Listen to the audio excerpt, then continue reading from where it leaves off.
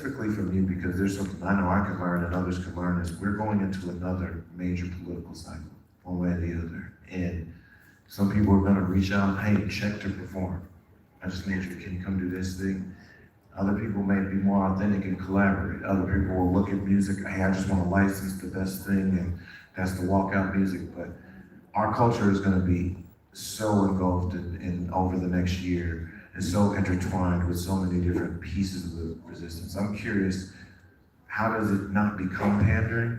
How do you see it from your vantage point in the industry and your experience, that politics and hip hop can still coexist, and not just coexist, still be utilized and work together, but not be seen as, whereas, like you said, kind of just too pandering, or just something, a quick exchange?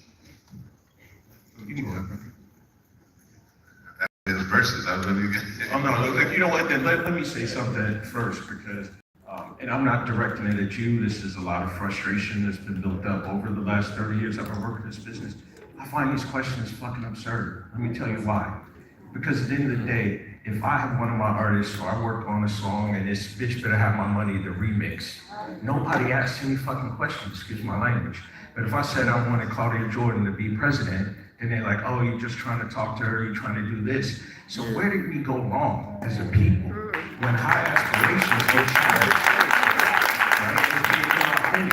To me, this is a brother that I grew up on the south side of Chicago, went to Morehouse College, right? I'm a Q, but my blackness gets challenged because I do a song celebrating these sisters, celebrating these queens, right? When we do a versus, if we want to do Lauryn Hill, Queen Latifah, we're corny, but nobody said that about Jeezy and Gucci.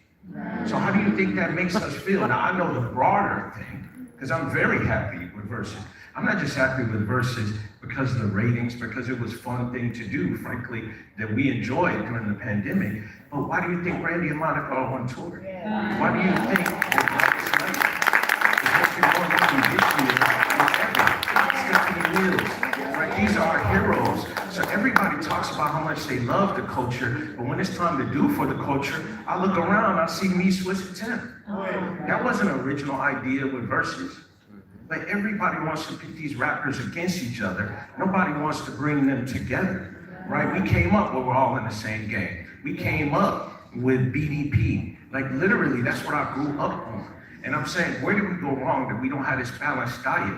I was there when Luke came to Morehouse College to ask us to help against the protest so he could do Pop That Coochie, right? But for every Pop That Coochie, we had a nation of millions to pull us back. We had Fight the Power. And so what I'm saying is, we as a people, we can't forget either one, but again, it's a balanced diet. We went from selling soul food to being proud to own candy stores. And there's nothing wrong with candy, going back to context, if you don't have a pre-existing condition.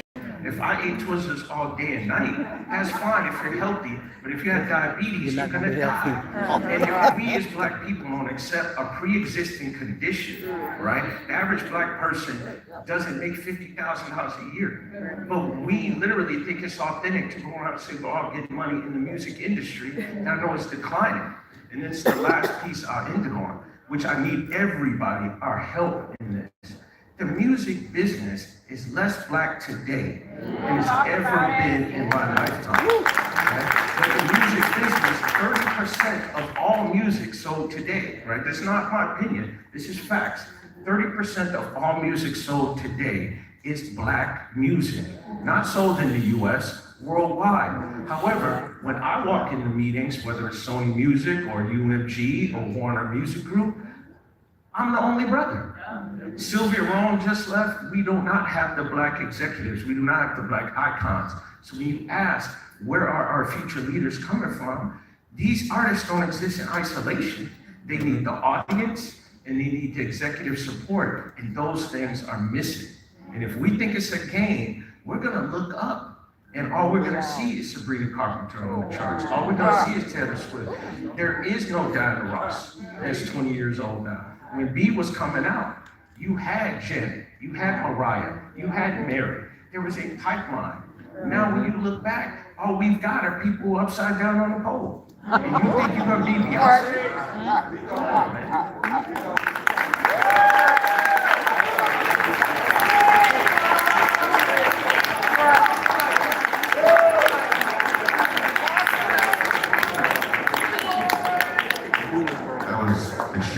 said.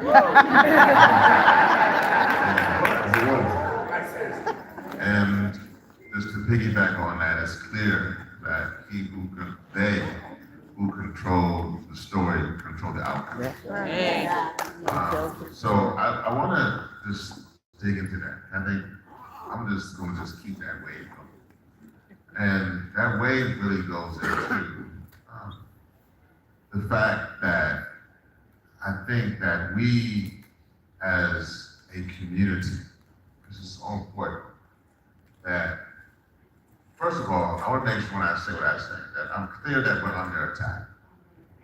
And I'm clear that there are folks that just by being black is an offense. So that means that everything about being black in America, they want to strip that away from you. I'm clear on that, what I'm going to say. But the other part, what I think is so important in this, is the standpoint that what we can't do is that we are not in positions where we are controlling our own destiny. And I think that's one of the most important things I see over and over again. And I say that because I don't think because I'm also in these same rooms, and I am also sometimes the only person of color. And I'm also now doing, and shout out to Hip Hop Pop. I want to make sure Hip Hop Pop has turned 21 years last year. And it was amazing, strong black women, young people, queer leadership that runs that organization, allowed me now to do other things. Now I'm senior advisor at Netflix. And so one of the things in that role is that I'm actually helping to actually figure out what movies are actually being out there. I was at a movie yesterday, and it was crazy. I'm saying it because in that meeting, in New York with Netflix, they was literally, I was saying, well, why don't we have more, first of all, it's a whole e-commerce. Why don't we have more amazing black actors? Why don't we have more black screenwriters? Why don't we have more cast directors? Why don't we have more black music? And what they then will say that we don't see that. There's a lot. So what I'm saying then is that it's good for me to be at Netflix and working with Netflix. And I also know that unless we have our own Netflix, we're not going to be in a position of power to make things happen. And so let me just conclude with this. The hard part, speaking about LA with the wildfires, or Phoenix, the heat, and folks who are in prison right now, our people are dying. I want to be very clear. And the other side, in all reality, Councilman to run. What's really bad is that when I saw a right-wing MAGA party, I saw a video of that, all they was playing was hip-hop. And they was saying that nigga with the R, with the hard R, where McGregor Grant had all white people.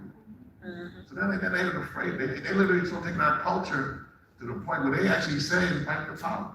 But what are they saying fight the power to? So I'm just saying to you that our people are dying. I'm so glad to be here. We had the First Black Caucus, but that's under attack too.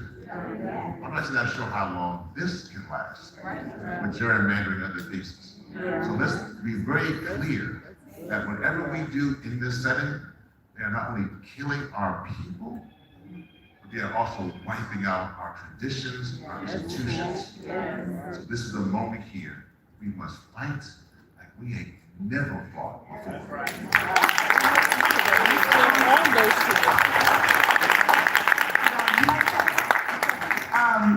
Couldn't agree with you both more. So I know